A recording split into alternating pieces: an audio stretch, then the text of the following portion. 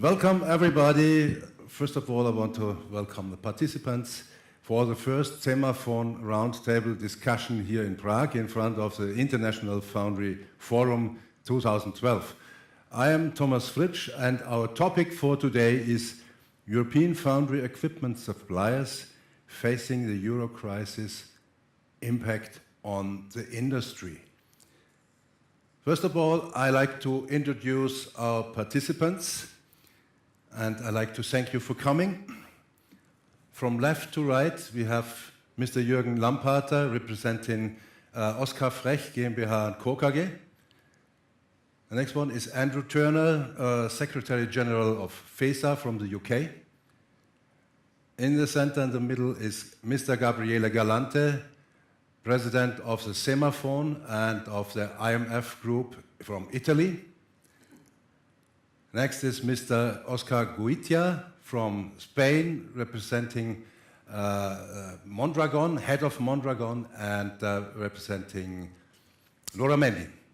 And last but not least, Mr. Peter Larsen, head of DISA Industries from Denmark. Welcome. So, to approach today's topic, European foundry equipment suppliers facing the Euro, whatever crisis or is it a situation, we are interested in the impact on the industry. This is something like good old Europe is calling. Is there a crisis?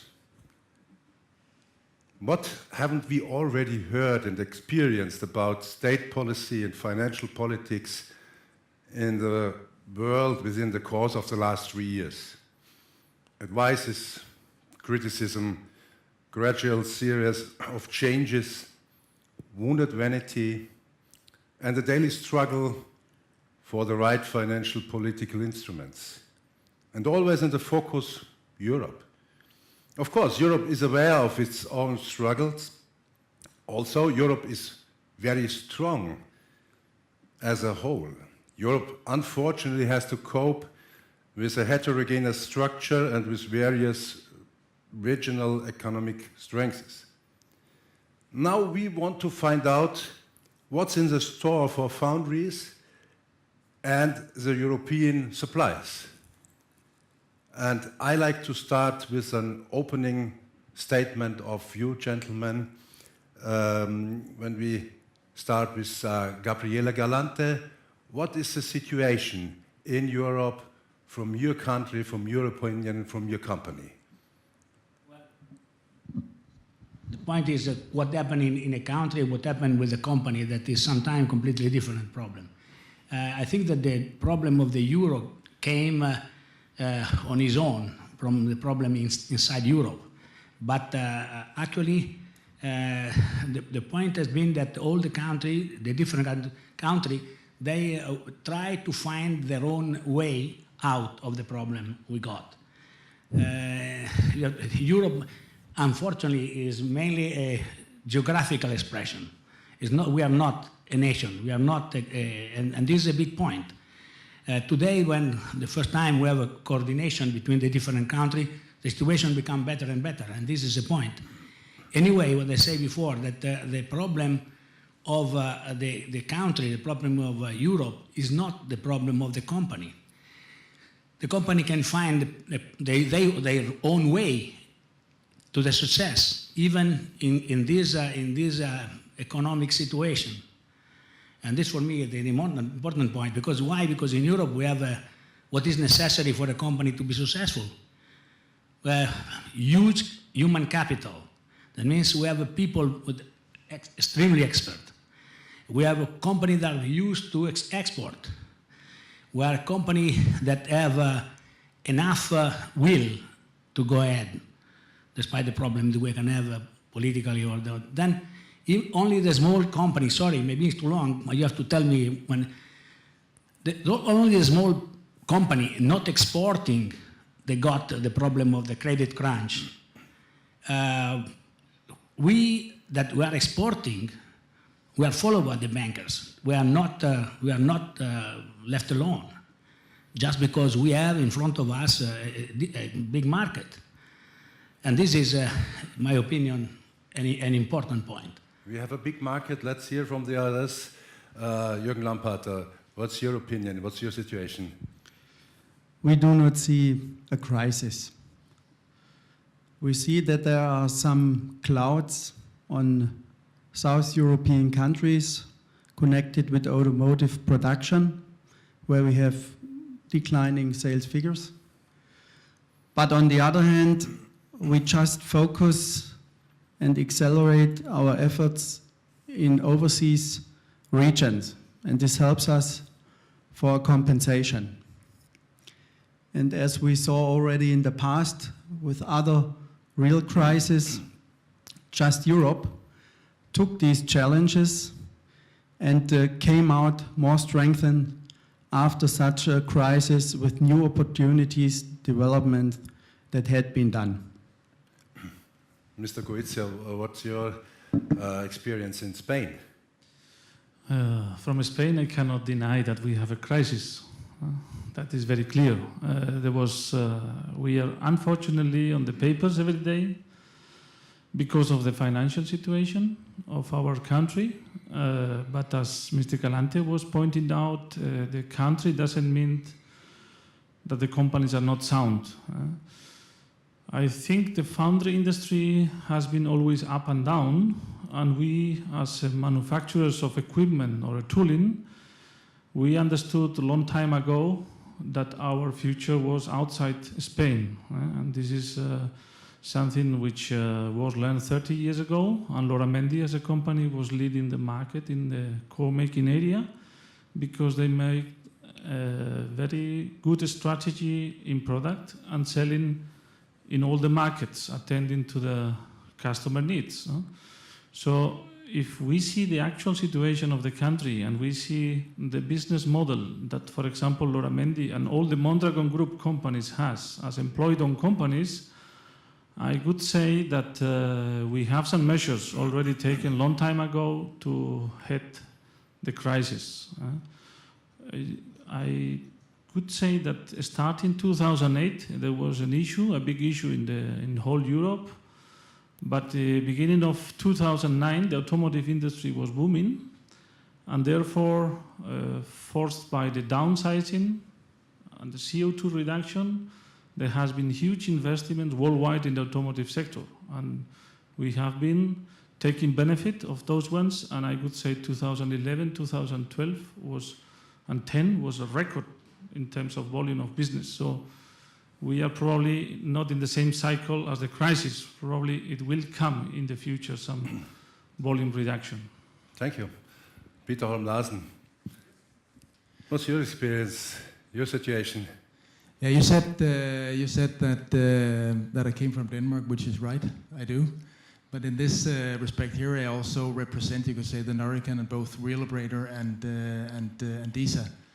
And with that, I also, you could say, look at a European production facilities, not only Denmark.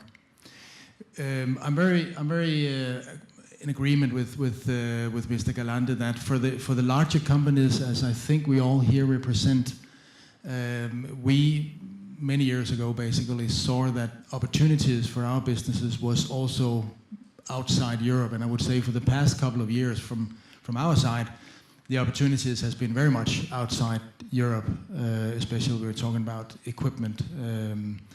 So we've not really experienced the Euro crisis as such. I think you said that there was not you didn't feel a Euro crisis at all. I wouldn't say that we are not feeling it. We do absolutely also see the effect of the Euro crisis, and the Euro crisis as such is also affecting like for instance the Chinese market. So what we're doing on China is also you could say being affected, that they are worried, or basically because the European market is not actually consuming as much from China as they used to do. And back to your point, I think everybody that has been in the foundry industry for many years knows that this is a cyclical business. Whether we like it or not, it is a cyclical business. So it is driving a little bit up and down, and maybe right now we're seeing a little downturn, after we have had the, you could say, the huge downturn in 2009, but also very, very good business in 11 and 12. Thank you. So, Andrew Turner, you are not a manufacturer as a representative of FESA. Please tell us from the point of view of UK.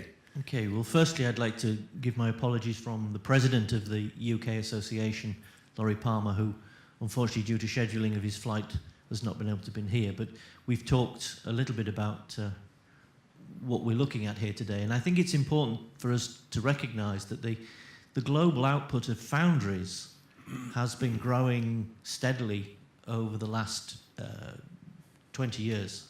And the effect of the credit crunch crisis in 2008 created a dip in output from foundries that was a little bit false in that it was generated by a reaction to cut back mostly on stock.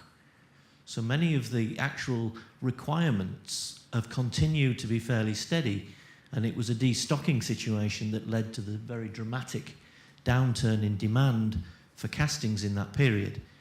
And we continue now to see that the global output of castings is climbing again. The big change is the geographical location of the output of these castings. Clearly, we all know now that China produces something in the order of 43–44% of the total global output of castings. But that, of course, is an opportunity for the global foundry, consumer and equipment supply industry, in that we've got to meet and assist them in the developments that are going on in their country. They're seeing growth in their output, so they're looking for improved productivity, especially now as environmental and health and safety legislation is starting to be generated in their countries. With a specific lean to the UK statement, we're actually finding it a little bit of an advantage at the moment, in that although we are part of the Eurozone, clearly we're not part of the economic Euro situation. So we actually gain from the situation of the pound to euro exchange rate situation, which is very advantageous to us at the moment, selling in a global market. And I think it's also clear to say that the UK market is probably as strong as it's been in the last 15 years. And many of the companies that are represented within FESA are seeing higher levels of production sold into the UK market than we've seen for many years. So I agree. Crisis, what crisis?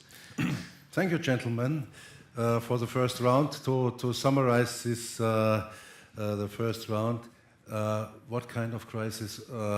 Is there any crisis? What I learned is there are challenges and opportunities, advantages, and perhaps we have to look at the challenges. Let's do this in the next point of the round table with the question, how do machinery manufacturers cope with the current economic developments? What are the challenges?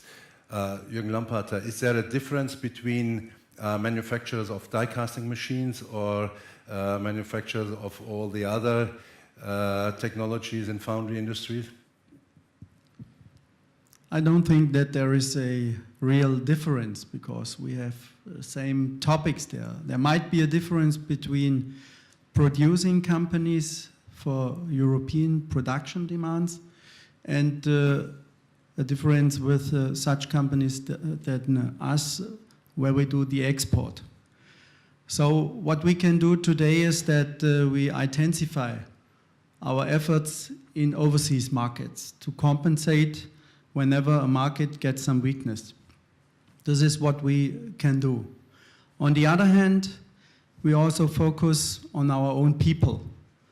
We look for all opportunities to train our people and to educate them, to qualify them for new, more innovative products. And last but not least, there is also the time and the necessity to look on the processes, to get more effectiveness on the processes and to look on the costs by doing this. And this was an excellent experience and approach we just did in the years 2009 to get out of the crisis we saw there in that period, and to be more strengthened and to be completely there and powerful as we are today. To keep the focus on 2 points, it was, you mentioned, it was human capital and it was kind of efficiency and productivity. Who wants to add something what Lamparter said? I would just, again, difficult for me being, as we've said, not in the manufacturing, but in a broader brush situation, I think that there are 2 areas that clearly we have to manage. One is rising costs of materials and raw materials and energy being used in our facilities in making the products that we're making, and that is something that is a very interesting model to be looked at. And secondly, I think the other area that from my point of view is creating a level playing field where we have very extreme tariffs and import duties in certain countries which are making the import of products made in Europe into countries very much more difficult. And again, this is an area where I think we need to look and talk to these people. We're seeing significant amounts of products being shipped out of certain countries, but they're levying 40-50% taxation on products that have been taken into those countries. And in no way can that be classed as fair or reasonable. Yeah. Mr. Galante wanted to add? Yeah, there's a word I'd like to point out. Please take your microphone. Yeah, sorry. In my opinion, this is not a crisis at all. This is a new condition of the market. We'll face this situation for a long time. It's not, the crisis has been in 2008, this is a big real crisis. In a short time, we found a completely different situation in the market. And then we recover. They say, you remember, they say the V crisis, and then they say any kind of form of crisis. This was a crisis, this is not. Today you are living the new condition of the market. And this, when a change of this kind is coming, it's like when you are on a sailing boat, changing the wind. You can win the regatta because changing the wind, you have take opportunity to be the first. And this is exactly the situation today. So I don't think that, then what really we can do to face the situation? Mainly, all of us, we say that we have to internationalize our companies. But internationalize a company means not to sell in another market. It needs to be able to sell in 28 markets, in 30 markets. Because the only way is this one. So you can balance what is happening in one country with what is happening down and what happened positively in another one. And this is a point, my main point. So the internationalization. My English is a little bit Italian, but anyway. The point is exactly the one, how to internationalize your company. And this is the only way to face the situation that we can have in this moment. There's some other point is, again, as I told, the point of being able to find the way of this internationalization. It can be actually the aggregation with other company, will be a lot of things that maybe is too much now in this answer, but anyway, it's very important. It's okay. Peter Larsen, yeah. European companies are well known for productivity. What did you hear about this? They're absolutely known for high productivity. I also think that we're known for high quality. I think we're known for innovation. And I also think that we have actually been able to really, you could say, maintain or increase our position on that for many years. But also there you could see the rest of the world is of course catching up with us. We cannot forget, we do not have to forget that no matter how good we are in innovation and being effective and all that, if you take a country like Denmark, for instance, then we also have to face the fact that salaries for our employees is among the world's highest. So we have to be very efficient to actually also be compatible. It's a little bit different all over Europe. Of course, there are differences in the level of cost, but basically Europe is, of course, not the most cheap country to produce in. So we have to really exploit, you could say, other advantages. Coming back to that, and I really agree with you that selling in 28 or selling in 30 countries is of course what we have to focus on. But I would say not only focus on selling in those countries, we need to work in those countries. We need to absolutely work with these people, together with these people. So sort of actually be a, you could say, a local, global player in some way, interacting with the people in the other markets. That's very essential for us. So it's not a really reason that the euro is under evaluated at the moment, like Andrew Turner mentioned in relationship to the UK. Have you got advantages by this? I just wanted to add one concept which I think is important, which is the flexibility. I think our companies, which are, I would say, medium, small size companies, we need to serve from a single organization to a very large amount of customers and cultures. So you must be prepared to make X amount of turnover, and maybe 2 years later you only have 50% of that business. So the way that you organize your business model is probably one of the main challenges to be successful. And this is probably flexibility or business model, or how you integrate your activities is part of the secret to survive. Thank you, gentlemen, for this round. What I learned is that European foundry suppliers cope with the economy really professional. And there are options in technology, productivity, and also gaining new markets. And what's about niche markets? Are there any? Do you see them? One thing is niche market in terms of different production. What I would like to point out is that the market I mentioned before, very important in the future, will be what normally they call the next 11, and 11 countries that will be in the future really part of this business community. At the beginning, maybe they just will buy from us, but then in the future will be also something different. But I would like to say one thing. When you say productivity, I want to mention here, if we see together the production in Europe and in Asia, I will not mention tomorrow in the meeting because I think offensive for them, but India, that means India and China, together they have 2,650,000 people working in the foundry business. And they produce 50 million tons. Now, in Europe, 280,000 people produce, that means 10 times less, produce 1/3 less. So this is a very important, and we have to be proud of it. And then this will be a way of selling quality as foundry, as selling quality as manufacturer of foundry equipment. Let's say one thing. When you say innovation, innovation is coming from people. Innovation is not coming from the building of the factory. Innovation is coming from the people you have in the factory. So maybe one way out of this difficulty we have is just to really to train our people more and more and more, to be able to give them the opportunity to interact with other people, to be able to have to cope with the different mentality in different countries. This is a very, very important. Then,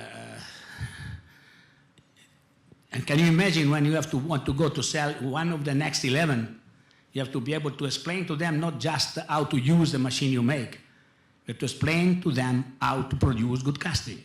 And this in Italy, in Germany, in France, in UK, and whatever, normally in Denmark, of course.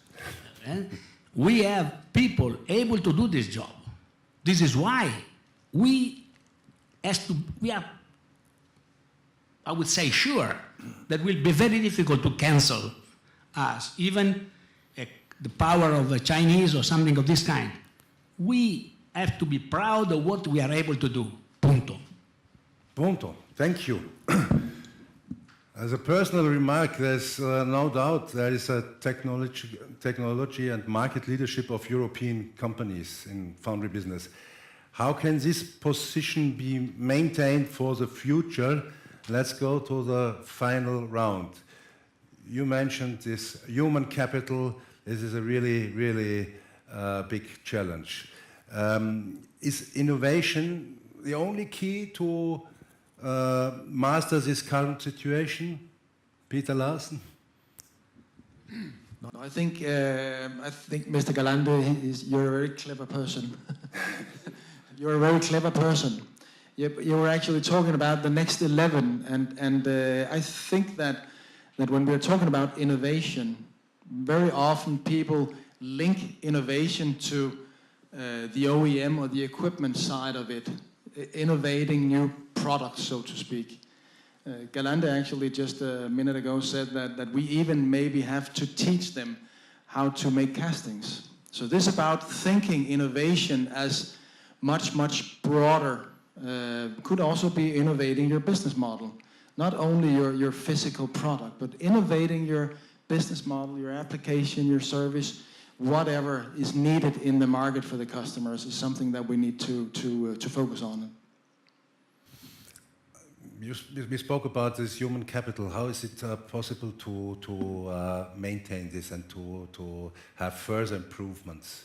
I have the right answer. To make a cooperative, yes, employ all companies. That's the right approach to be sustainable and to keep the people very motivated. No? Okay, but this is a business model which we were able to do and create in the Basque Country, and probably is not able to export to other places because of the cultural and other values that we have there. But I would say, apart from the human capital, which is key issue here, and the innovation, I think the approach to the market has to be a clever approach in terms of segmentation. I don't see a global customer. We see a very diversified market, depending if it is the developed countries, or what we call the developed countries.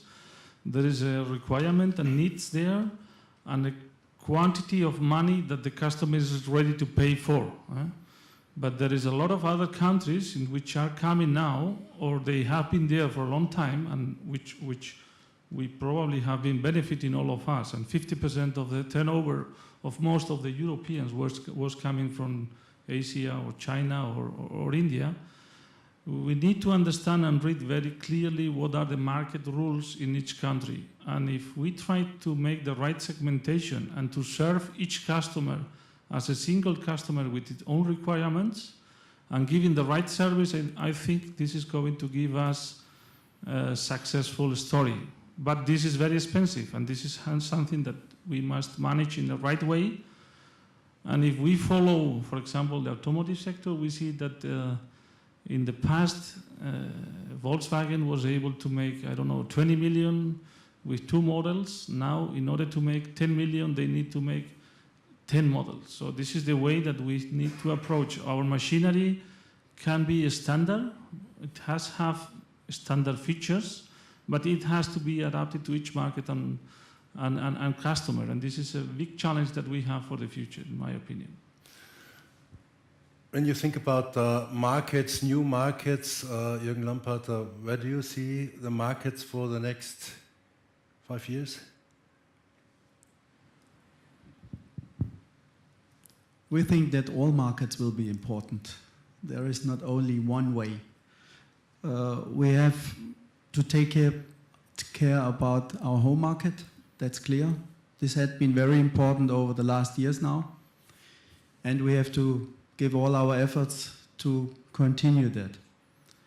On the other hand, naturally the Asian market, the countries had been named already, will grow in the future. And already, only due to the fact, number of people, we will look for the opportunities over there. This will be India, this is already China as a very important part. And more we have to develop our structures out of Europe in these countries. This is what we see. Beside innovation, we need the innovation, we have to go ahead with new products. But we also need innovation in terms of having the right product for the right market. This already had been said, that we need products which are suitable to the relevant customers. Oversizing, over-engineering, this is not what a lot of customers need. And then in these growing markets where we are already there, we have to improve our own structures.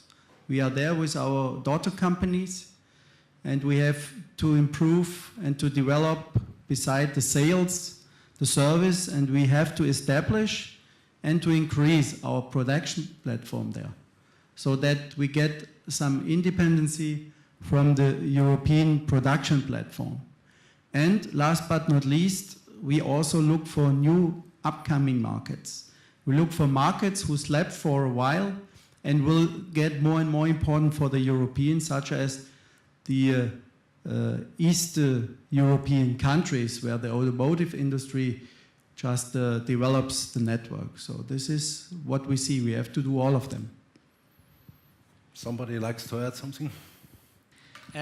We are producing our machine in 4 sites: Czech Republic, Italy, Brazil, and China. In China, we have a company, our own company, and we have a joint venture.